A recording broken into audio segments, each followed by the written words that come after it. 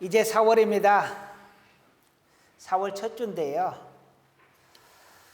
영국의 시인 엘리엇은 4월을 잔인한 달이라고 표현을 했습니다. 그런데 4월이 정말 좋은 달이거든요. 가장 아름다운 달입니다. 가장 꽃이 많이 피는 달이기도 하고요. 그리고 새싹들이 돋아나서 연초록 잎으로 이렇게 온 산이 물들 때는 마치 꽃이 핀 것처럼 정말 멋진 계절입니다. 근데 여러분 자세히 생각을 해보면 4월 달에는 하얀색 꽃이 많이 핍니다.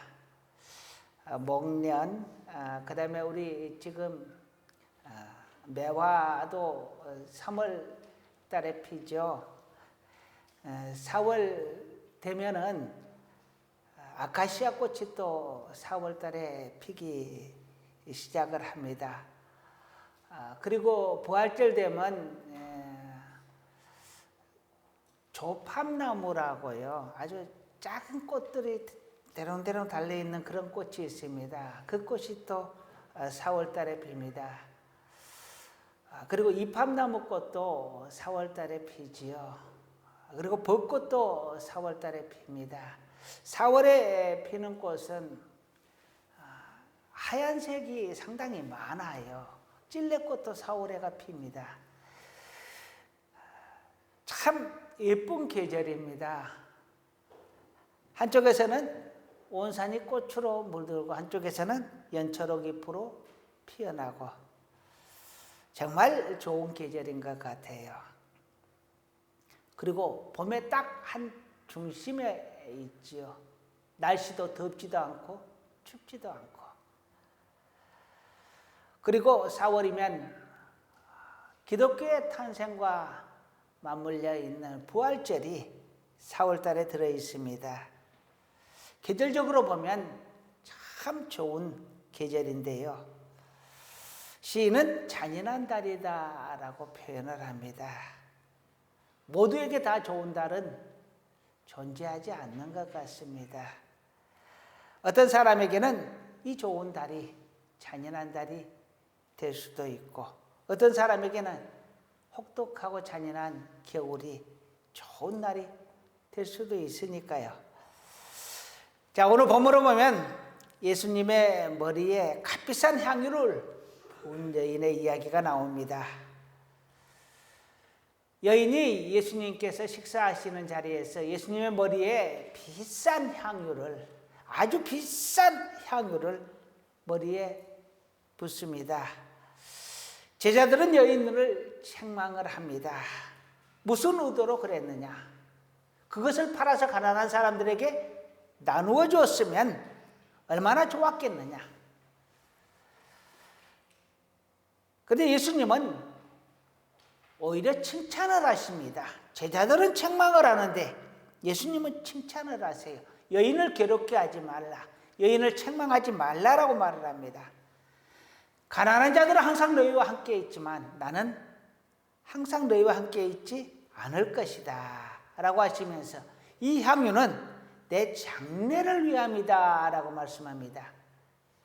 그리고 예수님은 축복을 하시기를 이 행위가 세세토록 기억될 것이다 라는 것입니다.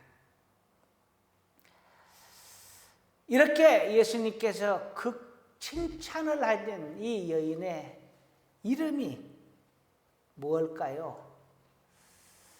이 여인의 이름은 나오지 않습니다.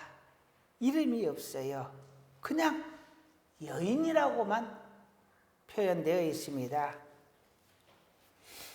향유를 부은 사건은 두 번에 걸쳐서 나오는데 한 번은 지금 오늘 본문에는 머리에 부었다라고 하는데 또 한 번은 발에다가 향유를 붓고 머리칼로 발을 씻어냈다라는 내용이 나옵니다. 발에다가 이렇게 향유를 붓고 머리카락으로 씻어낸 여인의 이름은 마리아라고 나오는데요.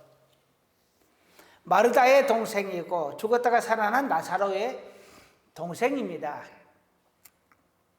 하지만 오늘 본문에 나오는 여인은 이름이 나오지 않습니다.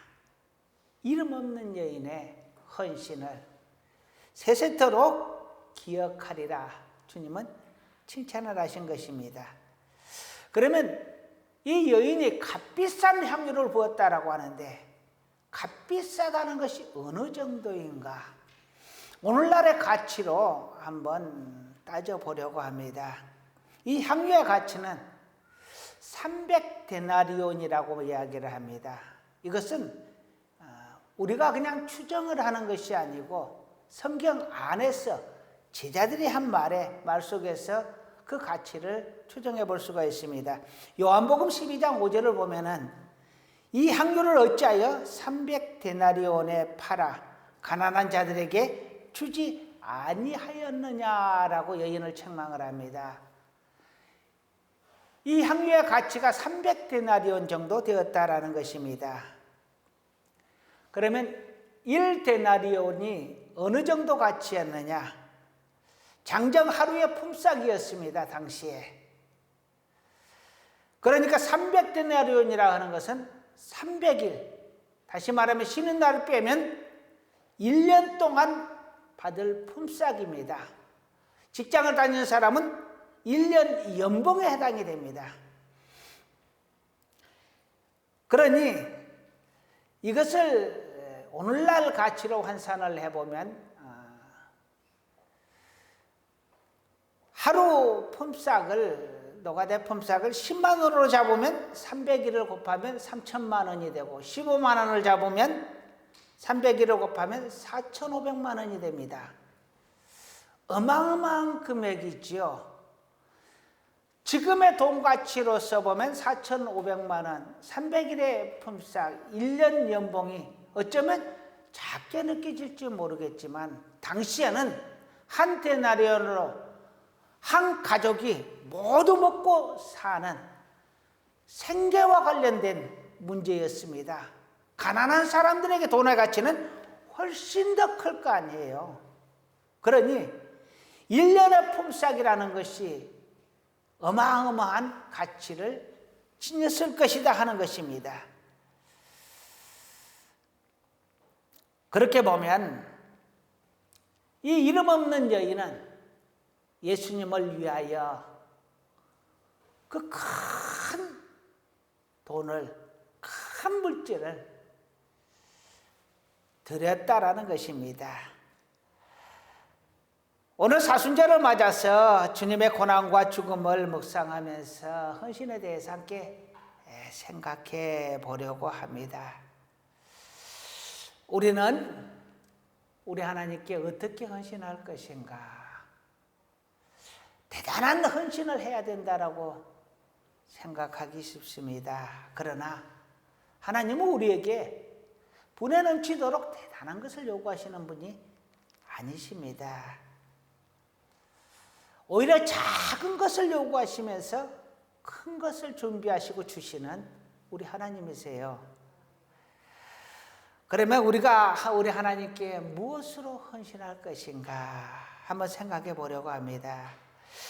오늘 마태복음 26장을 보게 되면은 예수님의 죽음과 관련된 5부류의 사람들이 나옵니다. 3절과 4절을 보게 되면 예수님을 죽이려는 사람들이 나옵니다. 26장 3절 4절을 보면요, 본문에 읽지 않은 부분이니까 제가 읽어드릴게요. 그때에 대제사장들과 백성의 장로들이 가야바라 하는 대제사장의 관정에 모여 예수를 흉계로 잡아 죽이려고 의논하되. 아멘. 예수를 어떻게 죽일까? 예수를 죽일 준비를 하는 사람들의 모습이 나옵니다. 그 사람들이 누구냐? 종교 지도자들이었습니다. 대제사장과 장로들이요. 종교 지도자들이 하나님의 아들 예수를 죽이겠다고 발벗고 나선 것입니다.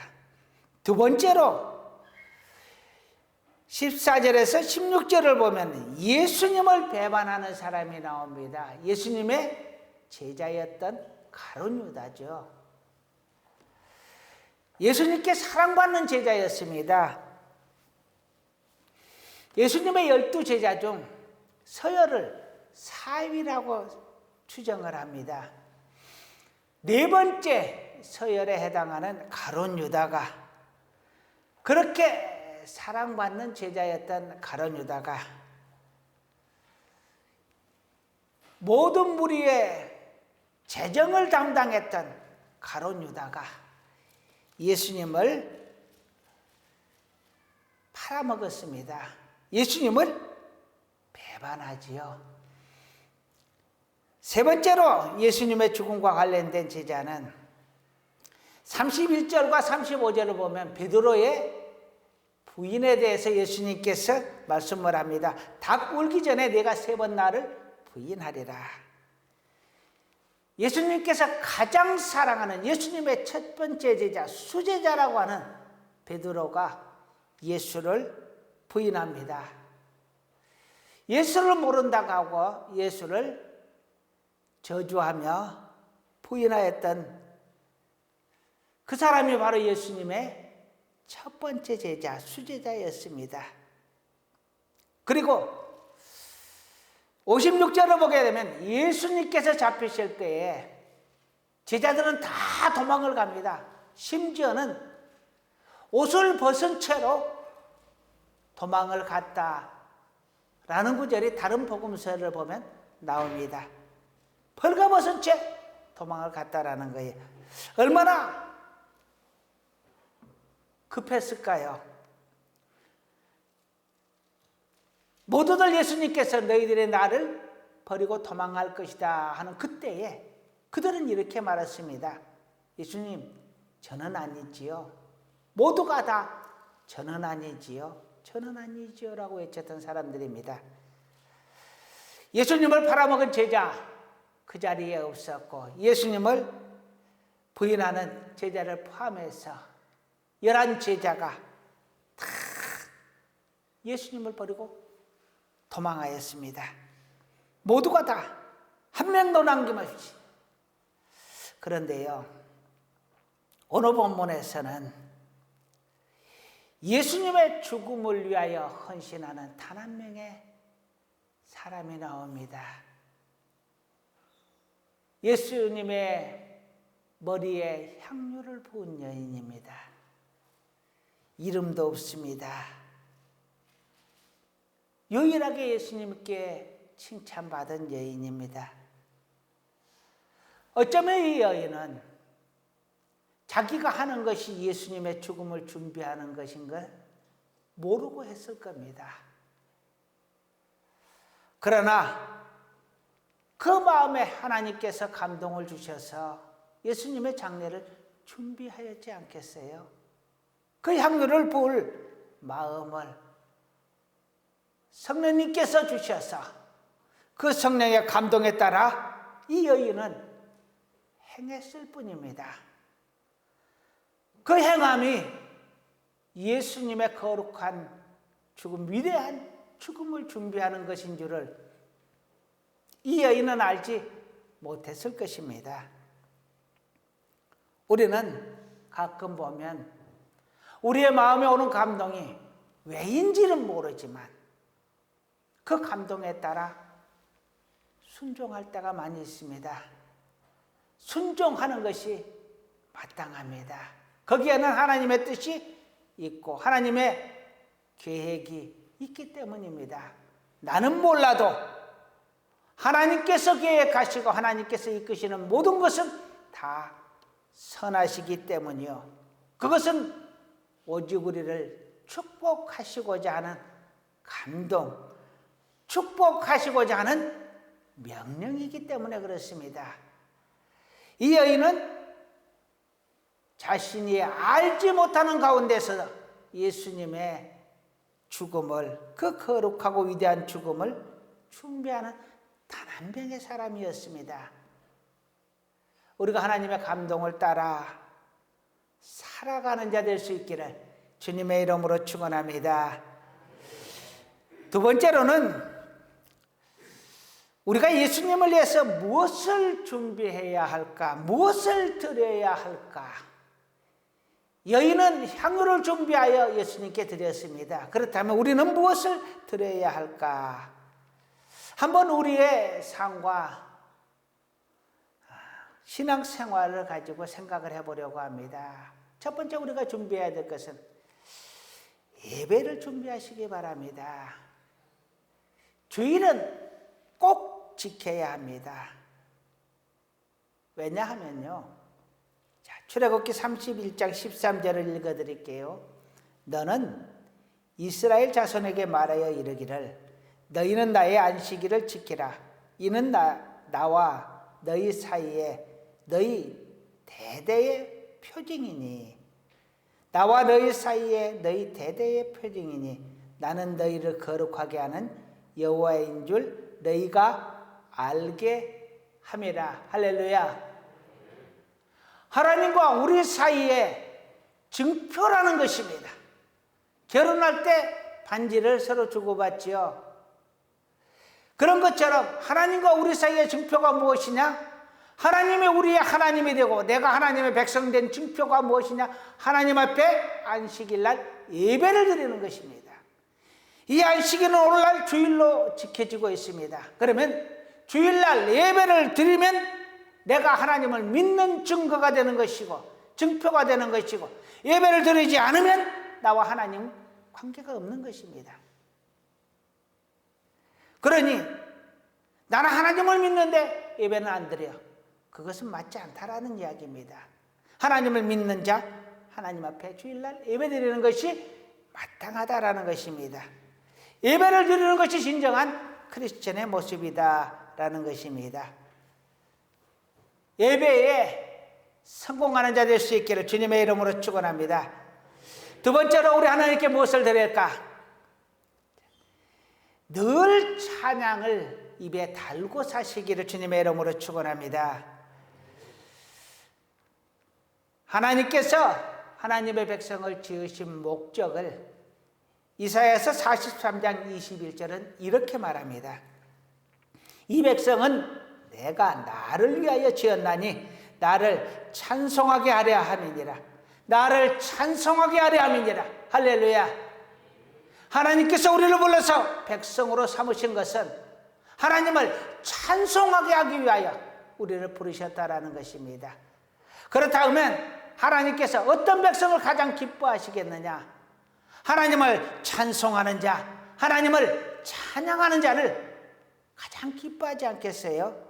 당신이 지은 목적대로, 당신이 부르신 목적대로, 당신이 자녀 삼으신 그 목적대로 사는 자녀를 하나님께서 가장 기뻐하실 것입니다.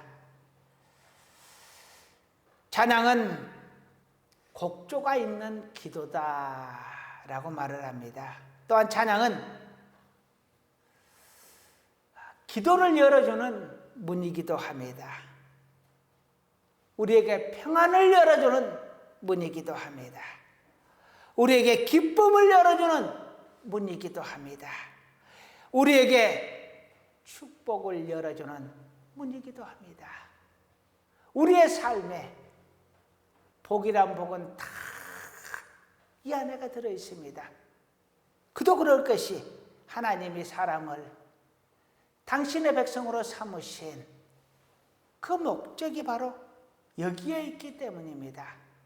그렇다면 우리가 더욱더 날마다 우리의 입술에 유행가가 아닌 찬양이 늘 머물러 있고 저절로 찬양하는 자, 습관적으로 찬양하는 자 되었을 때 하나님께서 우리를 위하여 준비하신 은혜와 복들을 받아 누리실 줄로 믿습니다. 찬송하는 사람은 하나님과 동행하는 것이요, 하나님의 복을 받는 것이요, 평안을 누리는 것이요, 기쁨이 충만한 삶을 살게 될 것입니다. 여러분, 기뻐서 찬양하는 것이 아니고요, 찬양하면 기뻐진다는 것입니다. 기쁠 때 당연히 찬양하지만 기쁨이 없어도 찬양하면 기쁨이 충만해진다라는 것입니다. 찬양으로 기쁨 충만, 은혜 충만, 하나님께서 예비한 복을 모두 받아 누리시길 주님의 이름으로 축원합니다. 세 번째로 우리가 무엇으로 하나님께 드릴 것인가? 늘 기도를 하나님께 올려드리시기 바랍니다. 성경을 보면 기도를 드릴 때에 향이 하나님 앞으로 올라간다라고 합니다. 그 향이 바로 우리 성도의 기도다라고 합니다. 하늘에는 우리의 기도를 차곡차곡 하나님께서 쌓아두는 저장 장소가 있습니다. 기도가 사라지는 것이 아니라 하나님 앞에 올라가서 저장되고 축복으로 쌓여진다라는 것입니다. 기도는 하나님의 명령입니다. 우리 주님의 명령이기도 합니다. 반드시 응답해 주시겠다는 약속을 두고 하나님과 주님은 명령하셨습니다. 기도하라. 여호사밧 왕은 암몬이 침공해 왔을 때 하나님 앞에 엎드려 기도합니다. 힘이 센 자와 약한 자 사이에서 약한 자를 구할 수 있는 분은 하나님밖에 없습니다. 하나님이 우리를 구해 주소서 하는 것입니다. 그때 하나님은 구원의 응답을 말씀합니다. 너희는 가만히 있어서 내가 어떻게 하는지를 보아라. 그때 여호사밧과 백성들은 대열을 정비해서 줄줄이 서서 그들이 하는 것은 단 하나였습니다. 찬송을 하는 것이요. 줄지어 서서 전쟁터에서 찬송을 했습니다. 찬양을 올려드렸어요. 그러자 하나님께서 직접 그들과 싸우고 그들과 그들이 서로 싸우게 해서 그 전쟁을 이기게 하십니다. 그 환난에서 이 백성을 구하셨습니다. 기도하라 하면 큰 부담을 느끼시는데요. 기도는 성도만이 누릴 수 있는, 성도만이 독점하고 있는 특권입니다. 인생의 만능 열쇠입니다. 무엇이든지 구하면 되고 무엇이든지 응답하시겠다. 예수님은 이렇게 말씀을 하십니다. 너희가 내 이름으로 무엇이든지 구하면 내가 시행하리라. 할렐루야. 무엇이든지 모든 것을 들어주시겠다라는 것입니다. 인생을 여는 만능 열쇠가 바로 기도다라는 것입니다. 우리 하나님께 기도하고 우리 하나님께서 예비하시고 준비하신 모든 은혜와 축복을 받아 누릴 수 있기를 주님의 이름으로 축원합니다. 네 번째로 하나님께 올려드릴 것은 바로 감사입니다. 모든 일에 범사에 감사하시기를 주님의 이름으로 축원합니다. 사도 바울은 말합니다. 항상 기뻐하라, 쉬지 말고 기도하라, 범사에 감사하라. 이는 그리스도 예수 안에서 너희를 향하신 하나님의 뜻이니라. 할렐루야. 감사하는 것이 하나님의 뜻이고 기뻐하는 것이 하나님의 뜻이고 기도하는 것이 하나님의 뜻이다. 하나님은 우리가 기뻐하는 것을 원하시고 하나님은 우리가 기도해서 하나님께서 예비하신 것을 받아 누리시기를 원하시고 하나님은 감사하기를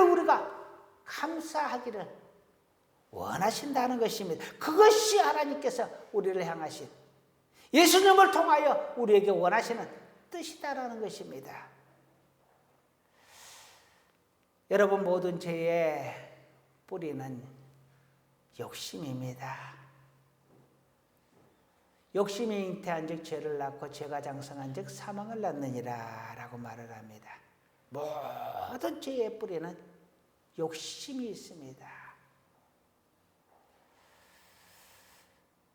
이 욕심을 이길 수 있는 가장 강력한 무기가 무엇이냐? 감사합니다. 감사하면 욕심이 사그러집니다. 사탄 마귀가 가장 두려워하는 사람이 누구냐? 기도하는 사람보다 더 두려워하는 사람이 감사하는 사람입니다. 하나님 앞에 감사하는, 물론 감사도 하나님 앞에 올려드리는 기도입니다. 아주 중요한 기도이기도 하죠. 마귀는 절대로 감사하는 사람을 이길 수가 없습니다. 가장 성숙한 믿음의 성도가 누구냐? 감사하는 성도입니다. 감사가 습관이 되어 있는 사람이요. 가장 완벽한 행복의 열쇠를 가진 자가 누구냐? 감사하는 자입니다. 아무리 많이 가져도 아직 더 가지고자 하는 욕심이 있는 그는 완전한 행복을 누릴 수가 없습니다. 아무것도 없어도 그것으로 만족하면 그는 행복합니다. 행복은 무엇을 가짐으로 해서 얻어지는 것이 아니고 감사함으로 얻어지는 것입니다. 아무리 가져도 감사하지 못하면 행복하지 못하고, 아무리 없어도 감사하는 자는 행복한 자입니다. 여러분, 감사함으로 행복한 하나님의 자녀들이 될 수 있기를 주님의 이름으로 축원합니다.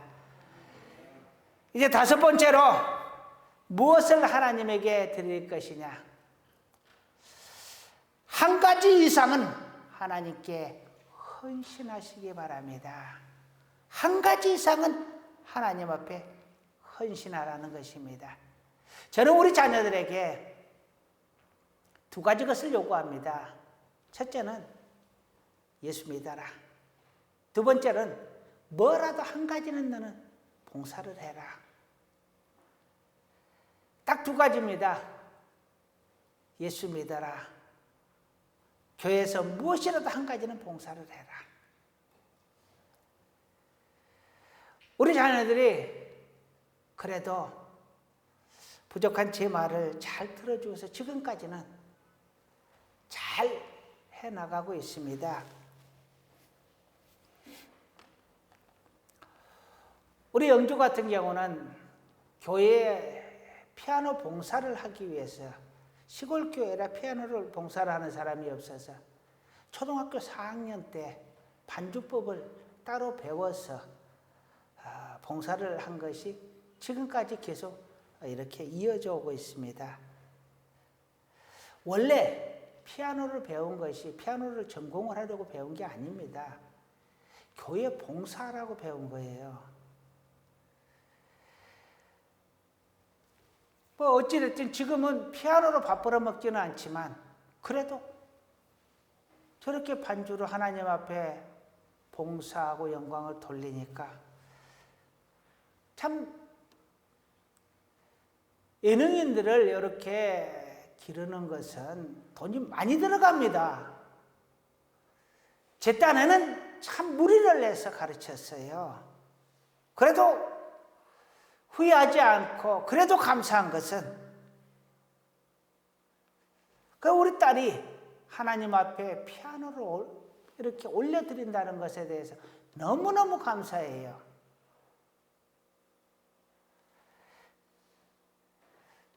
뭔가 여러분 한 가지쯤은 하나님 앞에 헌신하고자 하는 마음을 가지시기 바랍니다. 사람마다 누구나 다 탤런트가 있습니다. 그것이 재능이 됐든 그것이 사명이 되었건 자기에게 주어진 것이 있어요. 예수님께서 달란트 비유를 말하는데 5달란트, 2달란트, 1달란트 이렇게 이야기를 하지, 아무것도 안 준 사람은 한 명도 없습니다. 다 달란트를 주었습니다. 어떤 사람은 많게, 어떤 사람은 적게. 중요한 것은 자기가 받은 달란트를 가지고 얼마만큼 성실하게 열심히 그 일을 하느냐 하는 것입니다. 달란트가 없는 사람은 없습니다. 받은 사명 재능이 없는 사람은 없습니다. 내가 가진 것으로, 내가 받은 것으로 얼마만큼 하나님 앞에 충성할 것인가. 사도 바울은 그래서 맡은 자들에게 구할 것은 충성이다라고 말을 합니다. 우리에게 주어진 사명, 내게 주어진 그 달란트로 우리 하나님 앞에 성실하게 헌신하는 것. 하나님께서 주어진 그 사명을 위하여 성실하게 헌신할 때 우리는 또한 교인들에게 헌신하는 게 하고 세상에 헌신하게 되고 하나님에게 헌신하게 되고 내 삶에 헌신하게 되고 내 자녀를 위하여 헌신하게 되고 모든 삶이 풍요로워질 줄로 믿습니다. 사도 바울은 말합니다. 우리는 예수 안에서 한 지체다. 이와 같이 우리 많은 사람이 그리스도 안에서 한 몸이 되어 서로 지체가 되었느니라. 할렐루야. 우리 한 사람 한 사람이 손가락, 발가락, 심지어 머리카락 없으면 없어도 될 것 같은데요. 좀 많이 빠지고 보니까 날씨가 더워도 지랄이고 추워도 지랄이고 비가 와도 참 문제고 여간 복잡하지 않습니다. 비가 오면 왜 문제입니까? 몇 가닥 없는 것이 그나마 탈탈 털어가지고 조금 풍성하게 보여야 되는데 이게 서로 합쳐가지고요. 머리가 반짝반짝하게 보입니다. 스타일이 절대 안 나와요.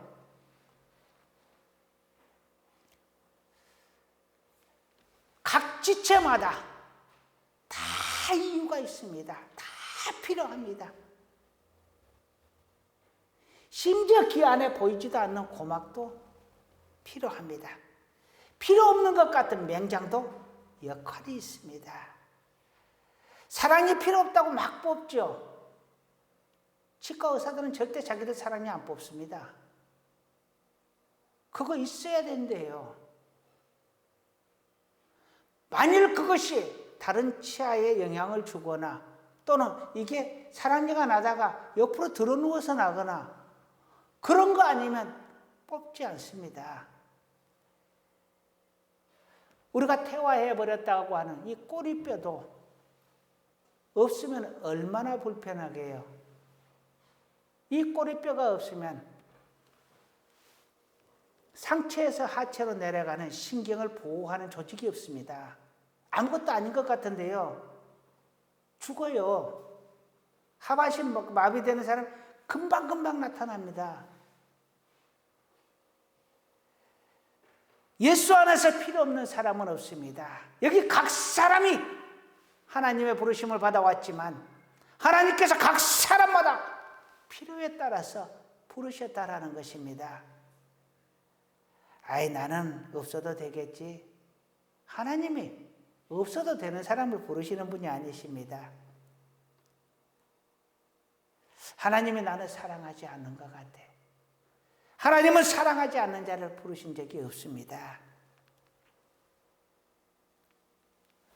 우리는 생각할 때 내가 조금 더 믿음이 있어지고 내가 조금 더 상황이 나아지고 내가 조금 더 시간이 있고 기타 등등등등 해서 나중에라고 이야기합니다. 하나님이 여러분의 형편을 몰라서 우리를 불렀을까요? 우리의 형편을 누구보다 잘 압니다. 그럼에도 하나님께서 부르신 것은 오늘 바로 이 순간 하나님께 필요한 것들이 있기 때문에 우리가 하나님 앞에 헌신해야 될 그 무엇인가가 있기 때문에 우리를 부르신 것 아니겠어요? 믿음이 있어서 헌신하는 것이 아니고 헌신하고 예배드리고 기도하고 찬양하다 보면 믿음이 커집니다. 믿음이 견고해집니다. 처음에는 물 같은 믿음이었다가 점점 견고해져서 바위 같은 믿음으로 자라갑니다. 그런데 아무것도 하지 않으면 그 자리에 그냥 머물러 있을 뿐입니다. 믿음이 있어 예배 드리는 것이 아니라 예배를 드리다 보니까 믿음이 생기고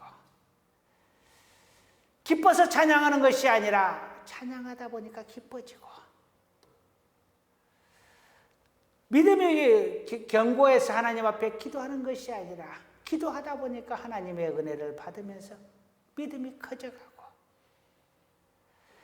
믿음이 있어 충성하는 것이 아니고 무언가 내가 이루었다 해서 충성하는 것이 아니라 충성하다 보니 점점 믿음이 자라고 하나님의 자녀로 세워져 간다라는 것입니다. 한번 생각해 보세요. 여러분, 예배 드릴 때 지난주에 무슨 말씀을 했나 생각 안 날 겁니다. 그럼 그 지난주는요, 저도 모르는데 어찌 여러분에게 이야기를 하겠어요. 저도 까먹어요. 그런데요, 그저 흘려버린 것 같은 그 예배가, 그 말씀이 우리 안에서 나도 모르게 역사하는 것입니다. 이 여인이 자기도 모르게 예수님의 장례식을 준비하는 것처럼요, 우리도 모르게 이 자리에 앉아서 하나님 앞에 예배 드리면서 왠지 모르게 하나님이 내 안에 들어와 계시고 내 삶에 함께 하시는 것입니다. 나도 모르게요.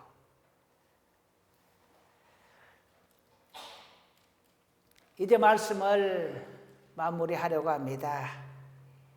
이름조차도 나와 있지 않는 이 여인은 큰 돈을 들여서 예수님께 향유를 부어드렸습니다. 값비싼 향유를요.